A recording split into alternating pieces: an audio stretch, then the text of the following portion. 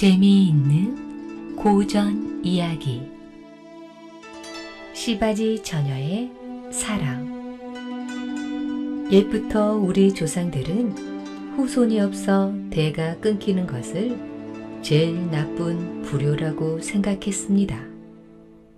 그런데 이 마을에도 부잣집의 3대 독자가 장가를 들었는데 몇 년이 지나도록 후사가 없었답니다.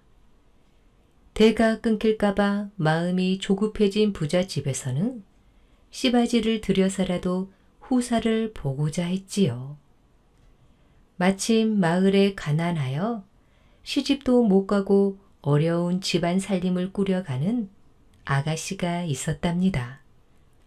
아가씨의 아버지는 다리를 다쳐 거동을 못하고 어머니는 눈이 먼 장님이었지요.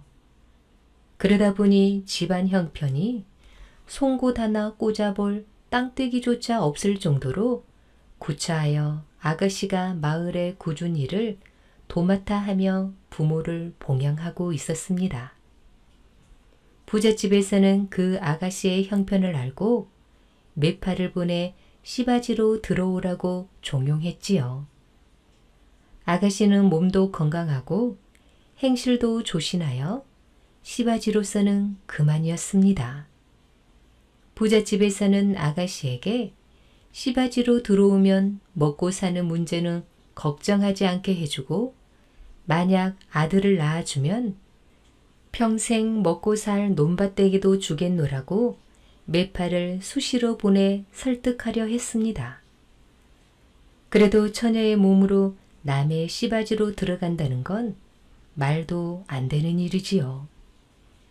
그러나 너무 어려운 살림에 부잣집에서 제시하는 조건에 자꾸 마음이 쓰였습니다.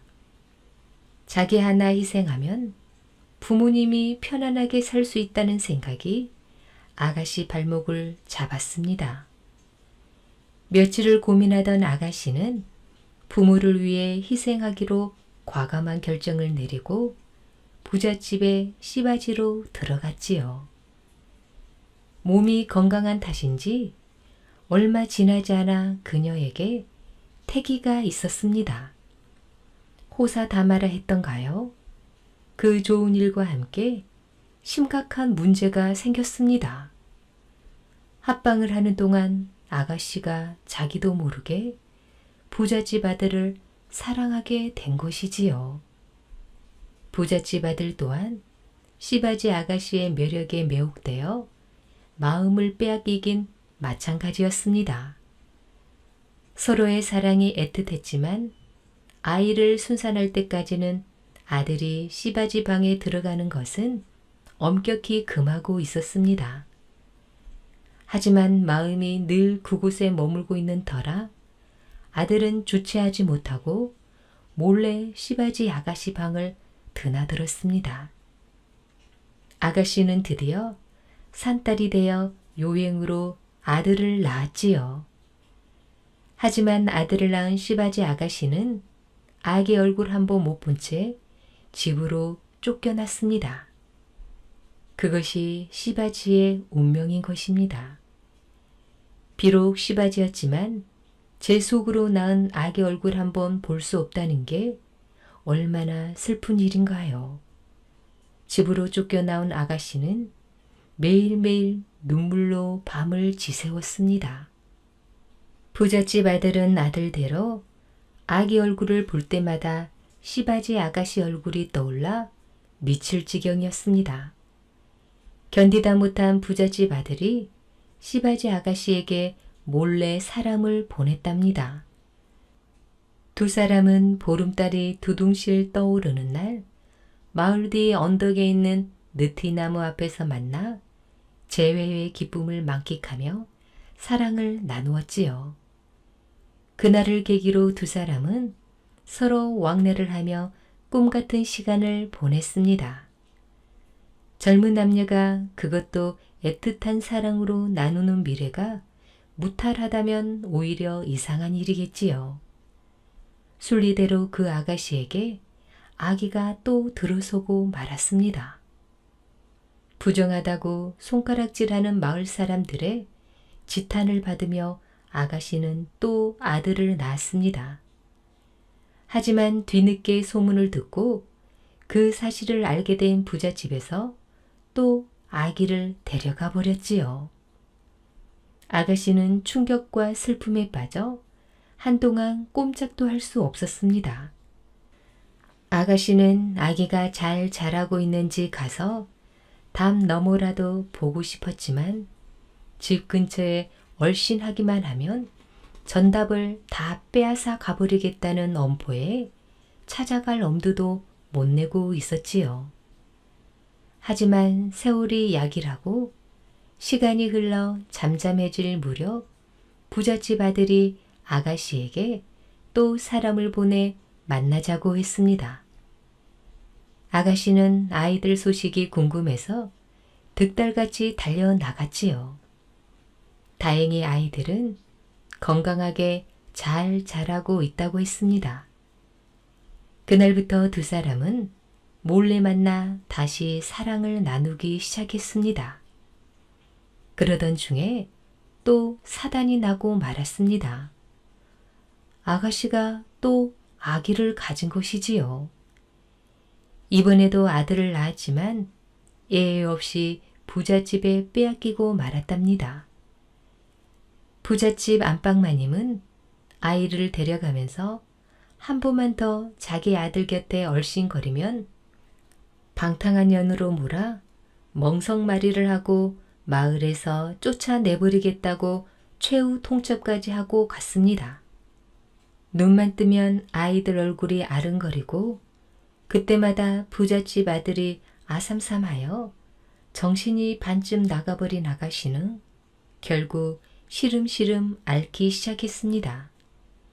볼 수 없는 아이들과 만날 수 없는 부잣집 아들을 그리며 아가씨는 떨어지지 않는 발걸음으로 이승을 떠나야 했습니다. 그런 와중에 자기가 죽으면 부잣집 아들과 미래를 나누던 느티나무가 잘 보이는 곳에 묻어달라는 유훈을 남겼습니다. 아가씨의 이루어질 수 없는 사랑 이야기를 훤히 알고 있는 마을 사람들은 그녀를 불쌍하게 여겨 유훈대로 느티나무가 잘 보이는 곳에 묻어 주었지요. 또한 부잣집 아들도 새 아들과 함께 정성껏 음식을 준비해서 제사를 지내 주었답니다. 그 후로 그 느티나무에 고추를 매단 새끼줄을 두르고 치성을 드리면 아들 셋을 낳게 해준다는 소문이 산불처럼 번져 나갔지요. 아직까지도 그 이야기가 남아 손이 귀한 집에서는 이 느티나무를 찾아와 새끼줄에 고추를 달아 나무에 두르고 정성스레 음식을 준비하여 치성을 드리고 가기도 한답니다. 귀신 붙은 나무.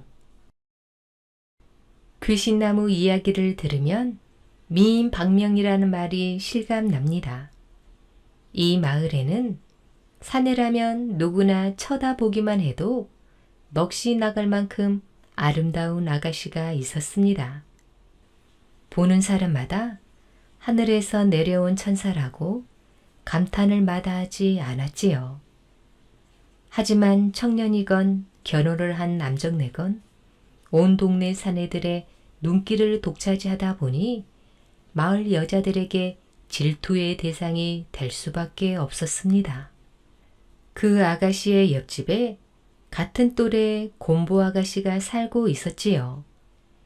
곰보 아가씨는 공교롭게도 천사표 아가씨가 사랑하는 청년을 짝사랑하고 있었습니다. 천사표 아가씨를 좋아하는 청년에게 더군다나 곰보 아가씨가 아무리 구애를 해본들 눈길 한번 줄 턱이 없었지요. 곰보 아가씨는 화도 나고 속이 상해 죽을 맛이었습니다. 얼굴 못생긴 것이 자기 잘못도 아닌데 세상이 불공평한 것에 화가 나고 생각할수록 억울했지요. 두 사람의 애정 행각을 보노라면 질투심이 일어 견딜 수가 없었습니다. 투기심을 이기지 못한 곰보 아가씨는 못 먹는 밥에 재 뿌린다고 복수심에 눈이 멀어 두 사람을 갈라놓기로 작정했습니다. 어느 날 밤 곰보 아가씨는 천사표 아가씨를 찾아가 그 청년이 마을로기 나무 앞에서 만나자고 한다고 속이고 데리고 나갔습니다. 그 나무 뒤에 곰보 아가씨의 오빠가 미리 숨어 있다가 천사표 아가씨를 낚아챘지요. 오빠가 천사표 아가씨를 잡고 있는 동안 곰보 아가씨는 그 청년에게 가서 마지막으로 한 번만 만나달라고 사정하여 나무 있는 곳으로 나오게 했습니다. 미리 짠 각본대로 그 청년이 나무 앞에 왔을 때 곰보 아가씨 오빠와 천사표 아가씨가 뒤엉켜 있었지요. 곰보 아가씨 오빠가 천사표 아가씨를 겁탈하고 있었던 것입니다. 속사정을 모르는 청년은 두 사람이 뒤엉켜 있는 걸 보고 실망과 분노에 휩싸여 씩씩대면서 그 자리를 떠나버렸습니다. 그 모습을 숨어서 지켜보던 곰보 아가씨는 이제 두 사람의 관계는 끝이 났다고 쾌재를 불렀습니다. 하지만 두 사람의 관계를 떨어지게 하고자 한 곰보 아가씨의 복수심이 큰 재앙을 부르고 말았습니다. 그날 밤 천사표 아가씨가 자기가 겁탈당한 곳에 있던 나무에 목을 메고 말았던 것이죠. 그리고 천사표 아가씨가 죽고 나서부터 마을에 회개한 일들이 끊이지 않았습니다. 천사표 아가씨를 겁탈했던 곰보 아가씨 오빠는 손발이 오그라드는 궤병에 걸려 고생하다가 끝내는 눈까지 멀어 버렸지요. 뿐만 아니라 곰보 아가씨도 실성하여 구주날만 되면 그 나무 밑에 귀신이 나온다는 둥 헛소리를 짓거리며 돌아다녔습니다. 그러다가 천둥 번개가 무섭게 울리며 장대비가 쏟아지던 날 곰보 아가씨도 천사표 아가씨가 목을 맸던 나무에 똑같이 목을 메고 죽고 말았습니다. 그 후부터 사람들은 그 나무에 귀신이 붙었다 하여 낮에도 가까이 가기를 꺼려 했다고 합니다. 오랜 세월이 흐른 지금까지도 그 나무를 잘못 건드렸다가는 귀신이 붙어 집안에 재앙이 든다 하여 가지를 꺾거나 함부로 건드리지 않는 속설이 전해져 온다고 합니다. 젖을 먹여 살린 은덕. 삼국 통일의 위협을 이룬 신라의 명장 김유신의 어머니의 이름은 만문이며 그녀는 학식이 높고 성품이 자애로워 사람들로부터 만명부인이라 불리며 칭송을 받았습니다. 만문이 아직 앳된 처녀티를 벗지 못한 어느 해봄, 마을의 큰 길가에 있는 우물가에서 만문이 두레박질을 하고 있을 때였습니다. 말을 타고 지나가던 행렬의 우두머리인 듯한 한 젊은이가 말에서 내리더니 그녀에게 다가와 조금도 주저하지 않고 말했습니다. 죄송하오만 목이 말라 그러니 물 한 사발만 주시오. 만문은 일순 젊은이의 행동이 무례하다는 생각이 들었으나 나그네의 목마름을 헤아리고는 공손히 물을 떠서 젊은이 앞에 내밀었지요. 젊은이는 시원하게 물을 들이켜더니 만문이 들으라는 듯 제법 큰 소리로 이렇게 읊조렸습니다. 봄동산을 날아가는 한 마리 나비가 아름다운 꽃을 보고 어찌 그냥 지나칠까? 젊은이는 곁눈질로 슬쩍 만문의 동태를 살폈지요. 하늘나는 기러기야, 망망대해를 건널 적에 조심하지 아니하면 물에 빠져 죽으리라. 만문의 낭낭한 화답에 젊은이는 의외라는 듯 놀라는 기색이었습니다. 잠시 후 젊은이는 얼굴에 흡족한 미소를 띄우고 만문을 사랑스러운 눈빛으로 바라보았지요. 그러자 만문은 얼른 도망치듯 황급히 집으로 돌아갔습니다. 그날부터 만문과 묘령의 젊은이는 사람들의 눈을 피해 두터운 정을 나누었습니다. 두 사람의 정은 자연스럽게 남녀간의 운운의 애정으로 발전했고 소문은 마을 사람들의 입을 통해 온 동네에 파다하게 퍼졌지요. 이 소문을 들은 만문의 집에서 가만히 있을 리가 없었습니다. 만문의 아버지인 수굴종은 딸을 불러 엄히 문책했습니다. 혼인도 지르지 않은 처녀에게 이 무슨 흉측한 소문이냐? 말해라. 그놈이 어떤 놈이냐? 만문은 머리를 숙인 채 굳게 입을 다물었습니다. 화가 난 수굴종은 만문을 곧장 광에 가둬버렸지요. 그런데 기이하게도 그날 밤 하늘에서 고막을 찌를 듯한 우레소리와 함께 만문이 갇힌 광으로 번개가 내리쳤습니다. 그 바람에 광을 지키던 하인은 졸지에 번개에 맞아 죽고 만문은 광 창문을 넘어 정을 통하던 젊은이와 함께 멀리 진주 땅으로 달아나 혼인식을 치렀습니다.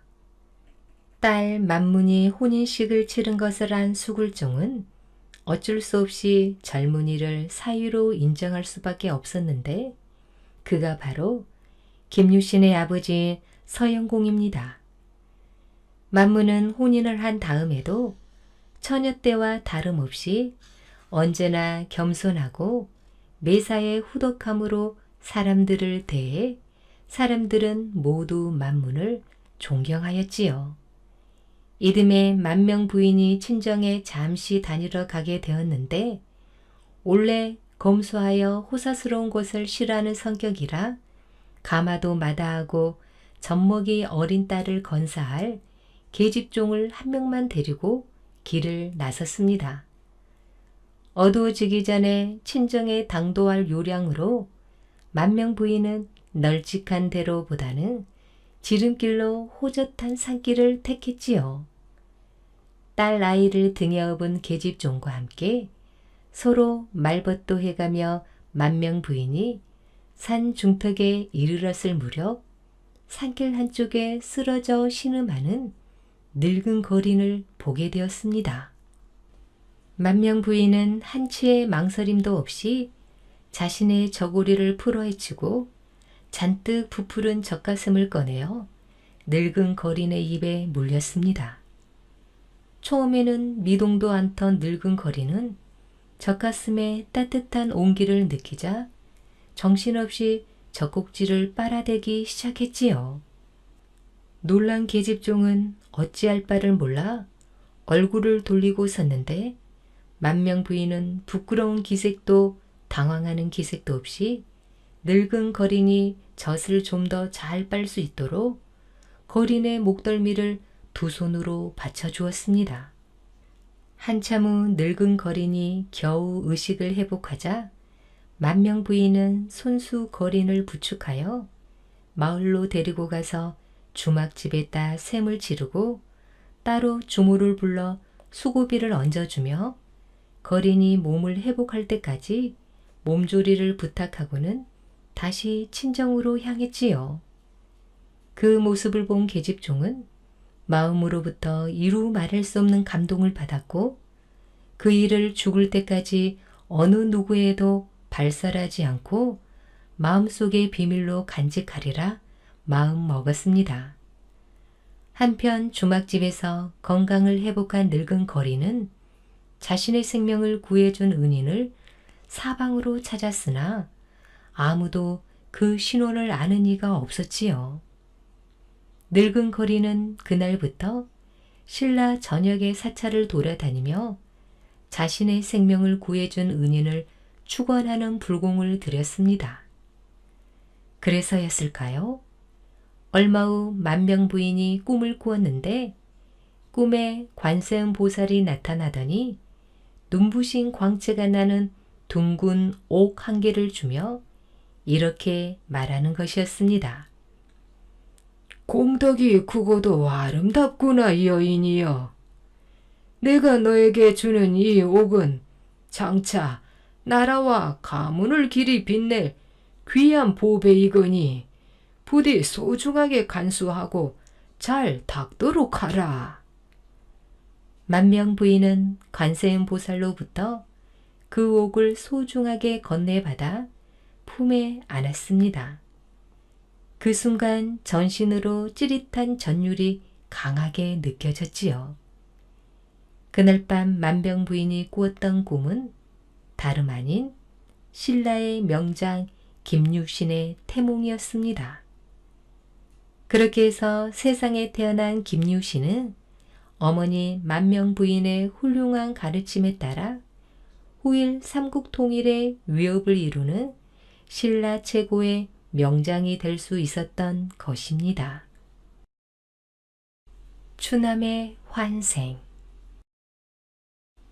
언제부터인지 고구려 백성들 사이에는 압록강이 거꾸로 흐른다는 흉흉한 소문이 꼬리에 꼬리를 물고 퍼지고 있었습니다.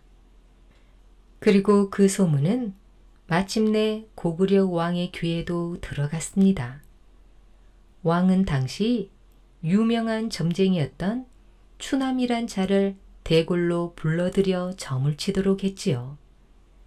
추남의 점괘는 왕비의 기세가 왕을 누르기 때문에 강물이 거꾸로 흐른다고 나왔습니다. 왕은 몹시 기분이 언짢아져서 추남의 점괘를 시험하게 되었지요. 이어 신하가 작은 나무 상자 하나를 가져와 추남 앞에 놓았습니다. 왕은 추남에게 그 상자 안에 무엇이 들어있는지 알아맞추어라 명했습니다. 추남은 서슴없이 쥐가 8마리 들어있다고 대답했지요. 그러자 왕은 싸늘한 미소를 띄우며 쥐는 분명하지만 한 마리밖에 들어있지 않다고 추남의 말을 부인했습니다. 왕은 이내 추남의 목을 칠 것을 명했습니다. 추남은 마지막까지 그럴 리가 없다고 항변했지만 결국 형장의 이슬로 사라지고 말았지요. 추남은 군주들에게 끌려나가면서 왕에게 저주의 말을 퍼부었습니다. 내가 죽어서 다시 태어난다면 기필코 신라의 장수가 되어 고구려를 멸망시키고 말겠다. 왕은 그 말이 걸렸는지 추남이 형장으로 끌려간 뒤 신하로 하여금 상자를 열어보게 했습니다. 그런데 놀랍게도 상자 속에는 쥐가 7마리의 새끼를 낳아 그 수가 정확하게 8마리였습니다. 왕은 놀라움을 금치 못하고 추남을 살려주려 했으나 그때는 이미 추남의 목이 땅에 떨어진 뒤였지요. 그날 밤 잠자리에 든 왕은 꿈을 꾸었는데 과연 추남의 영혼이 자신의 말대로 신라의 지체 높은 대갓집 부인의 뱃속으로 들어가는 것이었습니다. 18살에 국선이 되어 많은 낭도들을 거느리게 된 김유신은 산과 들을 돌아다니며 무예를 닦을 때를 제외하고는 언제나 낭도들과 함께 삼국 통일의 위협을 이룰 일에만 온 열정을 쏟았습니다. 그날도 낭도들과 함께 무예를 연마하고 삼국 통일의 위협을 생각하며 혼자 조용히 나무 밑에 앉아 있는데 낭도들 중 백석이란 자가 슬그머니 김유신 옆으로 와서 앉았습니다. 무얼 그리 골똘히 생각하고 계십니까? 생각에 잠겨있던 김유신은 백석을 쳐다보았지요. 백석은 그다지 눈에 띄는 인물은 아니지만 그래도 꽤 지혜롭고 용맹스러운 자였습니다. 보나마나 삼국 통일의 위협을 이룰 생각을 하고 계셨겠지요? 백석의 말에 김유신은 겸연쩍은 듯 웃으며 대답했지요. 잘 알고 있으면서 왜 물어보는가? 백석의 눈길이 짐짓 다정스러웠습니다. 공께서는 지피 지기면 백전불태라는 말을 아시겠지요? 백석의 말에 김유신은 조용히 고개를 끄덕였지요. 그렇다면 그렇게 생각만 하실 게 아니라 먼저 고구려를 한번 다녀오시지요. 그래서 지세와 형세를 세세히 살펴두면 나중에 고구려를 칠 때에 전략을 짜기가 훨씬 더 쉬울 것이 아니겠습니까? 백석의 말에 김유신은 귀가 번쩍 트이는 느낌이었습니다. 그 말도 일리가 있기는 하지만 그게 어디 그리 쉬운 일인가? 백석은 목소리를 낮춰 말했지요. 아닙니다.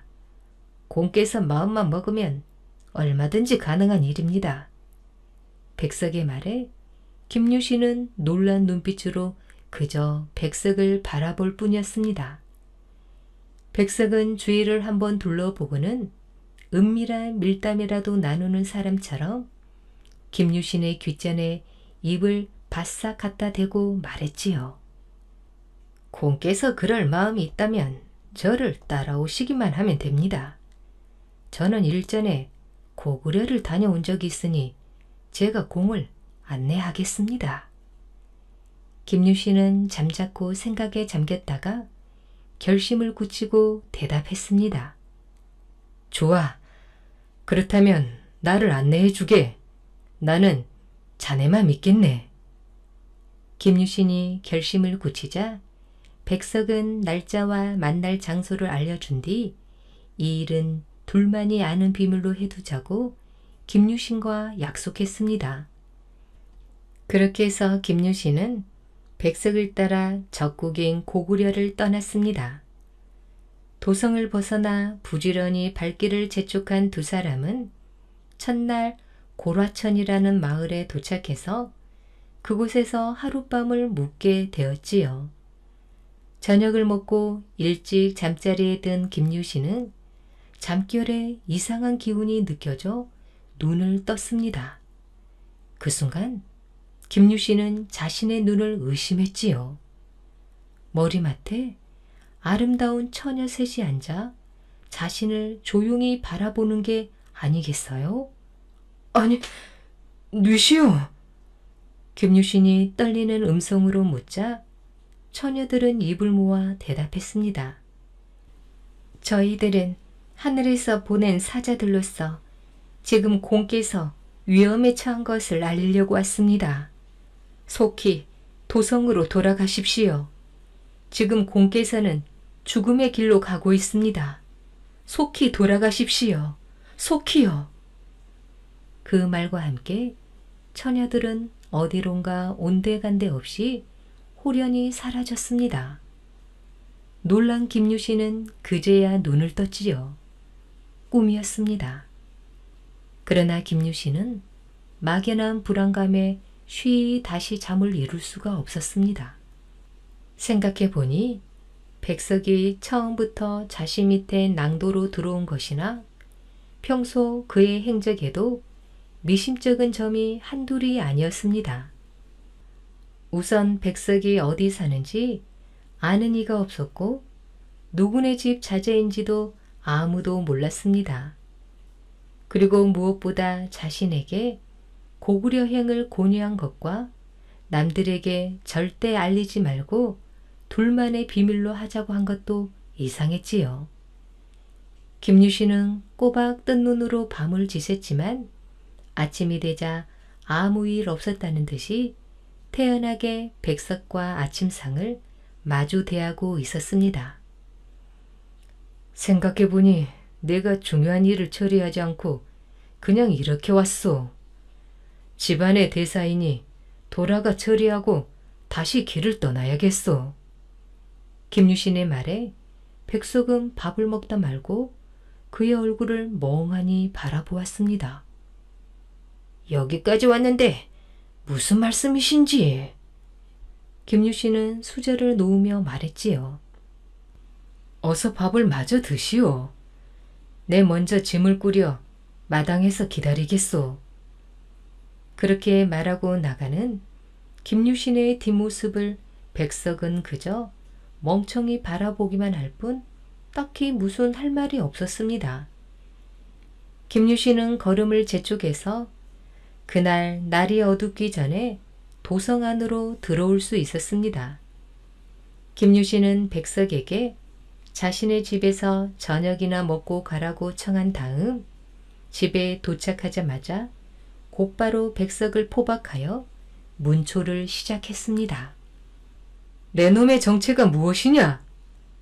백석은 처음에는 어리둥절한 눈치였으나 곧 모든 것을 체념한 듯 고개를 떨궜습니다. 말하라. 나를 고구려에 데려가려고 한 이유가 무엇이냐? 너는 고구려에서 보낸 첩자임에 분명하렸다. 김유신의 추상 같은 호령이 이어졌습니다. 백석은 고개를 떨군 채 대답했지요. 그렇소. 나는 고구려의 첩자요. 백석의 대답에 김유신의 목소리가 한층 더 커졌습니다. 나를 고구려로 데려가 죽이려고 했느냐? 백석은 힘없이 대답했지요. 그럴 요량이 아니면 내가 왜 공을 고구려에 데려가려 했겠소? 김유신은 눈을 부릅뜨고 물었지요. 말하라.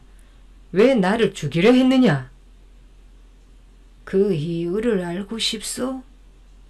백석의 대답에 김유신이 거침없이 다그쳐 물었습니다. 말하라. 무엇이냐? 백석은 나지막하게 한숨을 내뱉으며 천천히 입을 열었습니다. 공이 태어나기 전 고구려 백성들 사이에는 압록강이 거꾸로 흐른다는 흉흉한 소문이 돌았소. 소문의 진원은 알 수 없지만 그 소문을 들은 왕은 추남이라는 유명한 점쟁이를 대굴로 불러 점을 치게 했소. 추남은 백석의 이야기를 모두 들은 김유신은 믿을 수 없다는 표정이었습니다. 망설이던 끝에 김유신은 백석에게 사형을 내렸습니다. 다시 모두 죽음의 길로 가며 백석은 마지막으로 이렇게 덧붙였습니다.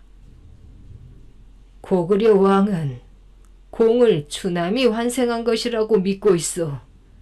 그래서 공을 데려다 죽이려고 한 것이요. 이 말을 남기고 백석은 눈을 감았다고 합니다. 친구의 아내. 장이 파하고 사람들이 하나 둘씩 집으로 돌아가자 엄장은 팔다 남은 우산을 등에 걸머쥐고 생선장수로부터 생선 2마리를 사서 손에 들고는 추적추적 내리는 늦가을 가을비 속을 뚫고 중마고우인 광덕의 집으로 향했습니다. 엄장이 흥얼흥얼 콧노래를 부르며 분황서리에 있는 광덕의 집에 도착했을 때에는 이미 날이 저물어 어둑어둑해질 무렵이었지요. 엄장은 광덕의 집에 들어서자마자 큰 소리로 친구의 이름을 불렀습니다. 여보게, 집에 있는가? 엄장의 말이 끝나기가 무섭게 방문이 활짝 열리며 광덕이 반가운 표정으로 엄장을 맞았습니다. 네, 그렇지 않아도 자네가 올 줄 알고 저녁을 먹지 않고 기다리고 있었네. 광덕은 집신을 삼을 볏짚을 2 손바닥으로 비비 꼬며 말했습니다.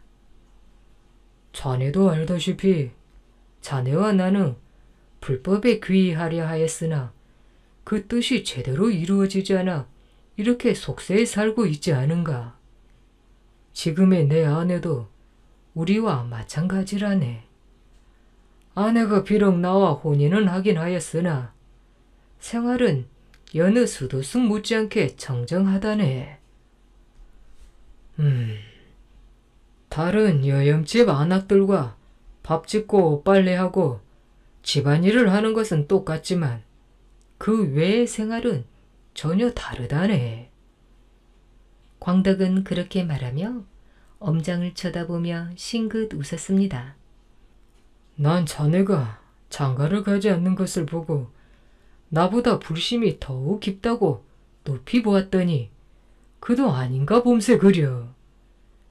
광덕의 말에 엄장은 무안한 듯 너털 웃음을 웃으며 말했습니다.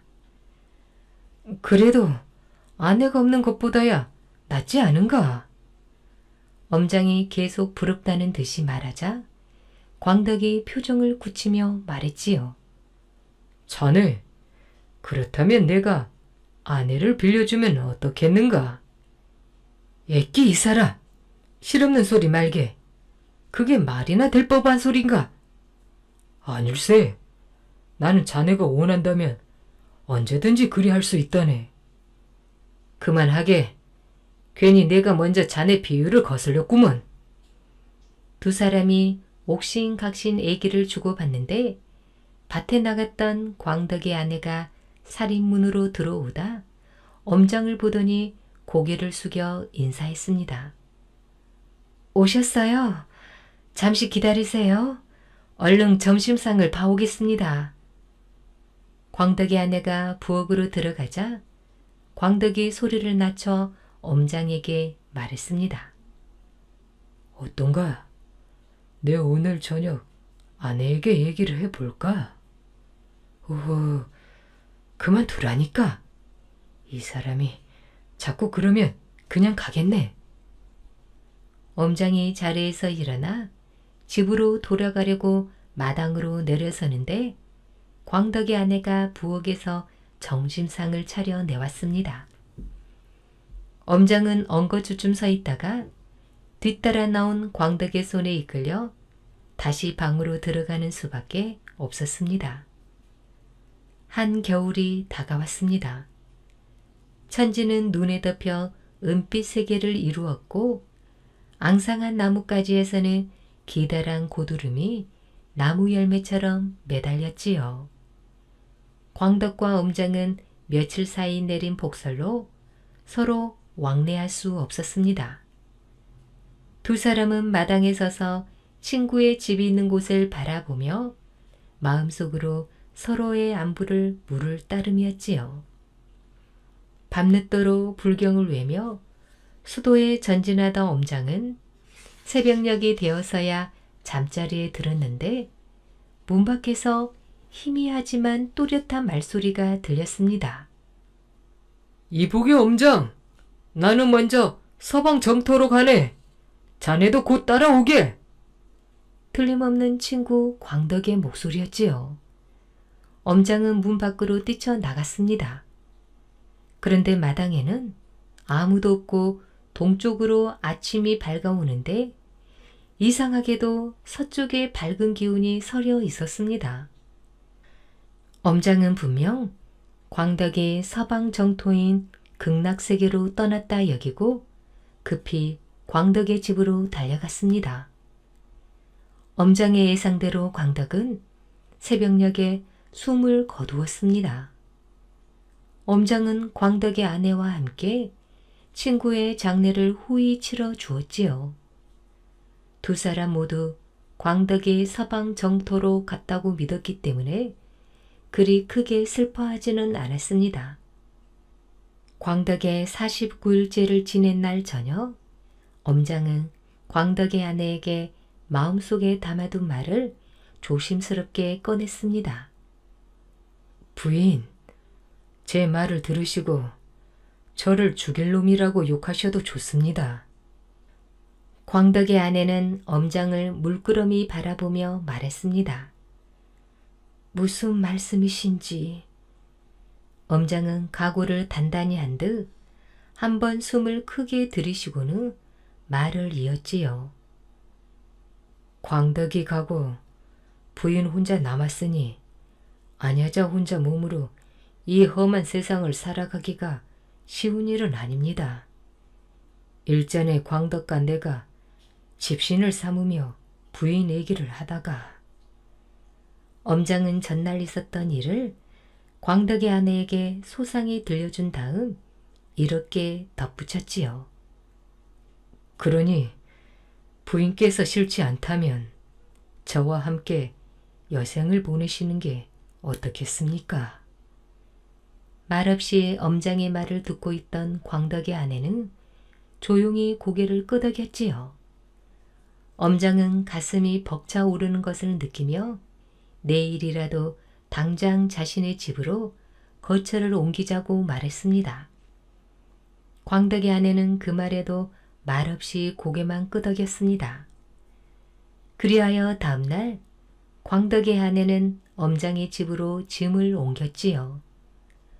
엄장은 하루 종일 설레는 마음으로 첫날 밤을 치를 꿈에 부풀었습니다. 저녁을 먹고 부부가 된 두 사람은 나란히 잠자리에 누웠습니다. 엄장은 뛰는 가슴을 억누르고 이불 속에서 살며시 광덕의 아내가 아닌 이제 자신의 아내가 된 사랑스러운 여인의 손을 잡았습니다. 그런데 갑자기 아내가 벌떡 일어나더니 방 안의 불을 밝혔습니다. 엄장이 당황하여 자리에서 일어나 앉자 아내는 원망스러운 눈초리로 엄장을 바라보며 말했습니다. 저는 당신의 불심 또한 죽은 남편의 불심처럼 깊고 높은 줄만 알았습니다. 그런데 알고 보니 당신은 다른 속인들과 마찬가지군요. 죽은 남편과 저는 10년을 한 집에 같이 살며 한 이불을 덮고 잤지만 남편은 제 몸을 범하기는커녕 손 한 번 잡지 않았습니다. 그 말을 들은 엄장은 놀라움을 금치 못했습니다. 언젠가 광덕이 자신과 아내를 가리켜 보통의 부부 사이와 다르다고 했던 말에 의미를 그제야 깨달았지요. 죽은 남편과 저는 마음속으로 바라던 수도의 길을 가지 못해 그저 평범해 보이는 삶을 택했던 겁니다. 그렇지만 우리 두 사람은 평범한 부부들처럼 살지 않았습니다. 서로 수도 정진에 힘쓰며 부처님을 배울 그날을 위해 혼신의 노력을 기울였습니다.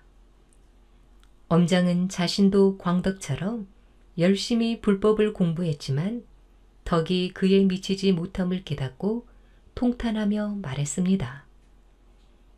용서하십시오, 부인. 제 불심이 너무 부족한 것 같습니다. 이제부터라도 훌륭한 스승을 찾아 열심히 불법을 공부하여 죽은 광덕에 버금갈 만한 덕을 쌓도록 하겠습니다. 그러시면 혹 마음속에 스승으로 두고 계신 분이 있으십니까? 지금 신라에서는 원효대사를 따를 자가 없으니 그분 밑에 제자로 들어갈까 합니다. 잘 생각하셨습니다. 부디 부처님의 가르침을 갈고 닦아 성불하시기를 비웁니다. 엄장의 아내, 아니 광덕의 아내로 되돌아간 여인의 말을 귀담아 들으며 엄장은 마음속으로 깨우치는 바가 컸습니다. 그리하여 엄장은 그 다음 날로 곧바로 출가하여 원효대사의 제자가 되어 후일 큰 깨달음에 이룰 수 있었고 마침내 친구 광덕을 따라 서방 정토로 갈 수 있었다고 합니다.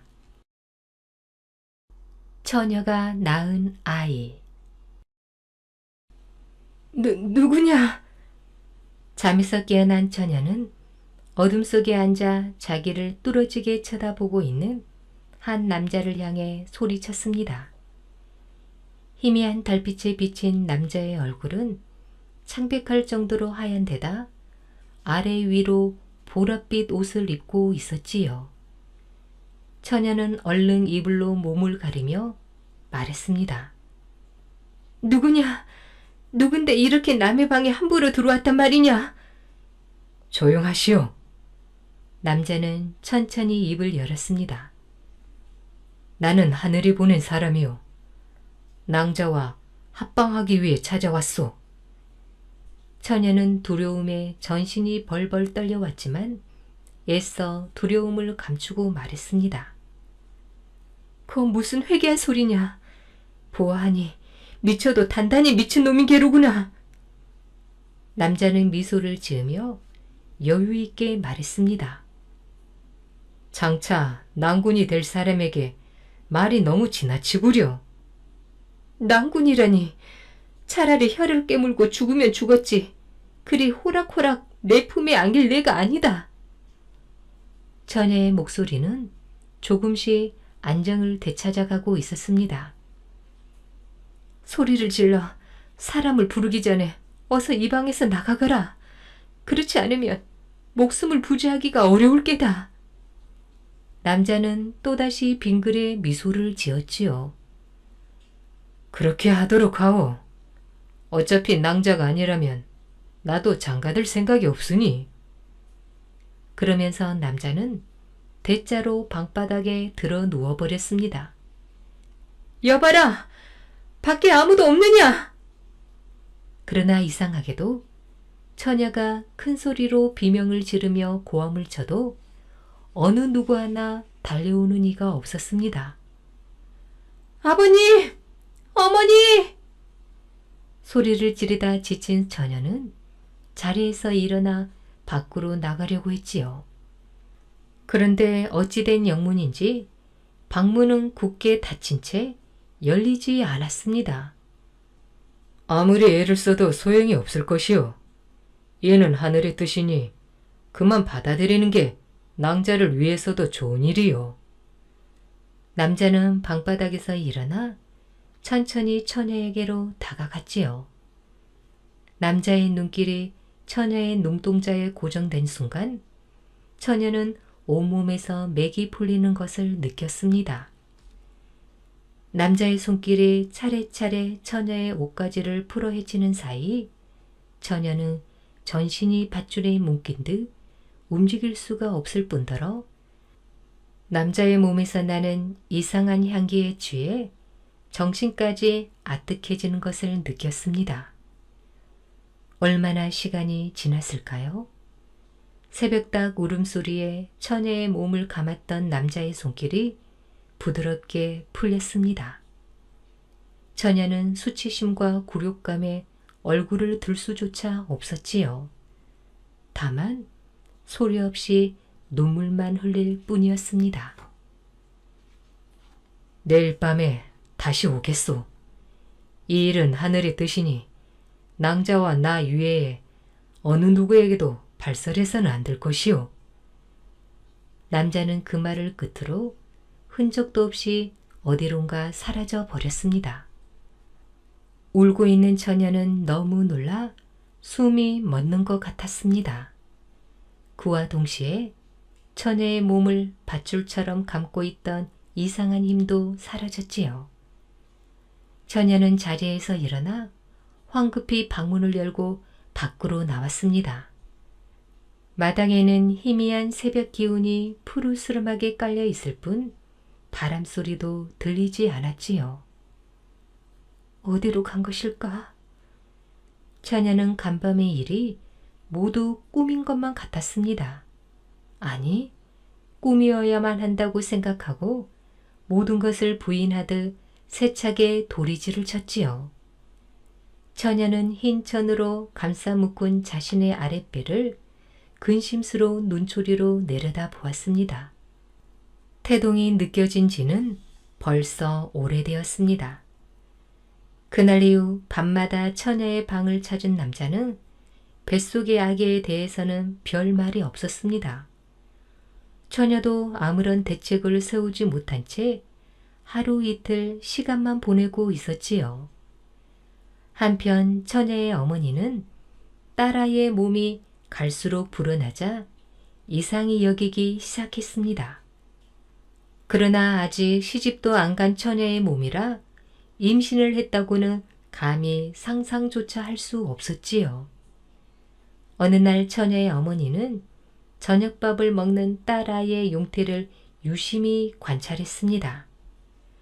꼭 사흘을 굶은 사람처럼 밥때가 되면 허겁지겁 밥을 먹느라 정신이 없는 딸은 임산부처럼 더러 비린 생선을 보면 입덧하듯 헛구역질을 하기도 했지요. 처녀의 어머니는 밤이 익숙해지자 아무도 몰래 딸아이의 방으로 건너갔습니다. 늦은 밤인데도 방 안은 환히 불이 밝혀져 있었지요. 처녀의 어머니는 딸아이의 얼굴을 유심히 바라보았지요. 자세히 살펴보노라니 엄청난 식욕과는 달리 딸아이의 얼굴은 헬쑥하게 말라 있었습니다. 바른 대로 말하여라. 누구냐? 누가 너를 이렇게 만들었느냐? 어머니의 말에 처녀의 눈은 토끼처럼 휘둥그레졌습니다. 어서 바른 대로 말해라. 애 아버지가 어떤 놈이냐? 처녀는 눈물을 왈칵 쏟았지요.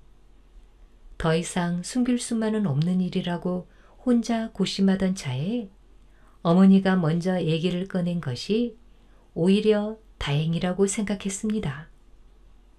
어머니, 어머니. 처녀는 서럽게 흐느끼며 그간의 전후 사정을 죄다 고백했지요. 그것이 사실이냐? 예, 어머니. 그렇다면 그 자가 누구인지 정녕 알지 못한다는 게야? 그러하옵니다, 어머니. 처녀의 어머니는 경황이 없는 중에도 곰곰이 생각을 다잡았습니다. 우선은 딸아이의 뱃속에 든 아이의 아버지가 누구인지 알아내는 게 최선책이라고 싶었지요. 잘 들어라. 오늘 밤에 또 그 남자가 찾아오면 이 바늘로 옷섬을 꼬매 두어라. 날이 밝자마자 이 씨를 따라가면 그자의 집을 알아낼 수 있을 것이다. 처녀는 어머니가 건네주는 바늘과 실을 몰래 이부자리 밑에 감추어 두었습니다. 이윽고 자정이 지나자 보라색 옷을 입은 남자가 웃으며 처녀의 방으로 들어왔지요. 처녀는 이미 마음을 주고 있었기에 부끄러운 듯 볼을 붉히며 남자의 품에 살포시 안겼습니다. 두 사람은 밤새 뜨거운 숨결을 주고받으며 환락의 시간을 향유했지요. 고요한 정적을 깨치고 새벽닭 울음소리가 아스라이 들렸습니다. 언제나 그래왔듯이 남자는 일어나 주섬주섬 옷을 챙겨 입었지요. 그때 처녀는 이부자리 밑에 감춰두었던 바늘을 꺼내어 남자의 옷깃에 살며시 실을 꿰었습니다.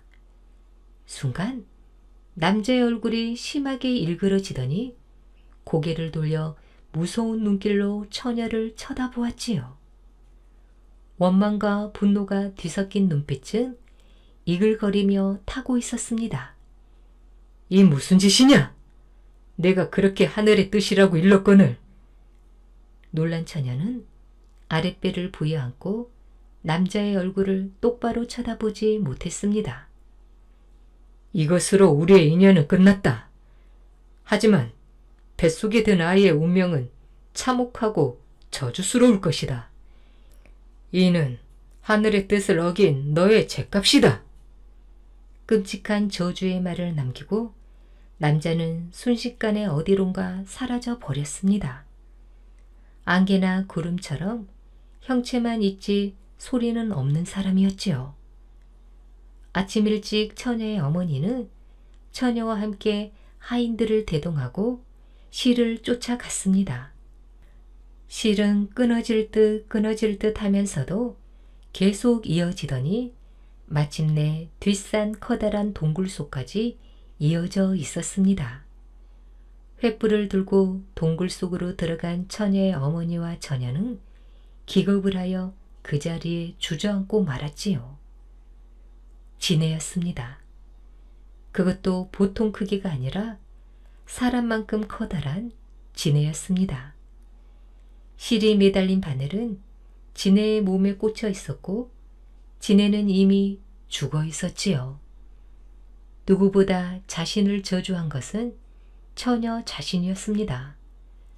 차라리 몰랐더라면 좋았을 것을 처녀는 혼비백산하여 하인들의 등에 업혀 집으로 돌아왔지요. 수개월이 지나 처녀는 건강한 사내 아이를 출산했습니다. 그러나 미역국을 제대로 먹을 새도 없이 아버지의 엄명으로 집에서 쫓겨나는 신세가 되었지요. 처녀는 아이를 등에 업고 이 마을 저 마을로 돌아다니며 하루하루 품을 팔아 연명했습니다. 처녀는 자신이 낳은 아이지만 아이의 아비를 생각하면 도무지 정이 가지 않았지요. 그래서 제때 젖도 물리지 않고 일을 하느라 아이를 종일 혼자 둘 때도 있었습니다. 그런데도 아이는 울음 한 번 터뜨리지 않고 언제나 방실거리며 배고픈 투정도 부리지 않았습니다. 그러던 어느 날 처녀가 남의 집 밭일을 거들고 있는데 마을에서 사람이 쫓아와 숨찬 목소리로 말했지요. 큰일 났소. 어서 마을로 가보시오. 아이가 그만 호랑이에게 물려갔소. 처녀는 호미를 팽개치고 일어나 마을로 뛰었습니다. 마을 사람들은 모두 혀를 끌끌 차며 처녀를 불쌍한 눈초리로 바라만 볼 뿐 호랑이에게 물려간 아이를 찾으려는 엄두조차 내지 못하고 있었습니다. 처녀는 호랑이가 사라진 산속으로 미친 듯이 달려갔지요.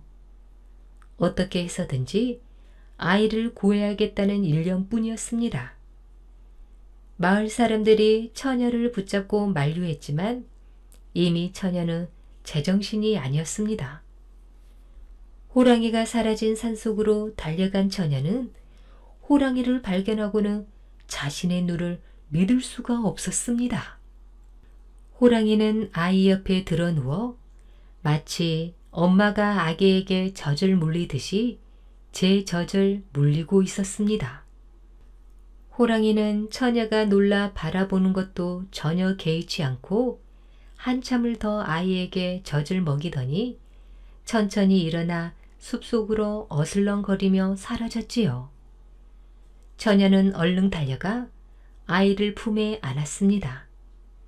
아이는 조금도 놀란 기색이 없이 그저 방실거리며 천진난만하게 웃고 있었지요. 그제야 처녀는 모든 것이 하늘의 뜻이라던 아이의 아버지가 한 말을 떠올렸습니다. 그리고 자신이 낳은 아이가 범상치 않은 인물이라고 생각했습니다. 그 처녀는 아이를 훌륭하게 키웠지만 아이의 아버지가 남긴 저주의 말은 운명처럼 들어맞았지요. 뛰어난 지략과 힘을 겸비했으면서도 세상은 아이에게 가혹하기만 했습니다.